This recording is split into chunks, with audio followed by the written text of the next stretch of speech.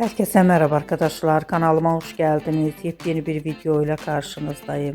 Arkadaşlar bugünkü videomuzda başarılı ve karizmatik oyuncumuz Can Yaman'dan yepyeni görüntüler geldi. Can Yaman'ın katıldığı programdan olan muhteşem görüntülerini sizler için YouTube kanalımda video halinde sunuyorum. Umarım beğenirsiniz. Arkadaşlar videomu beğendiyseniz kanalımı izlemeyi ve bildirim butonuna basmayı unutmayın. Şimdilik benden bu kadar olsun. Yeni videomuzda görüşmek üzere. Hoşça kalın.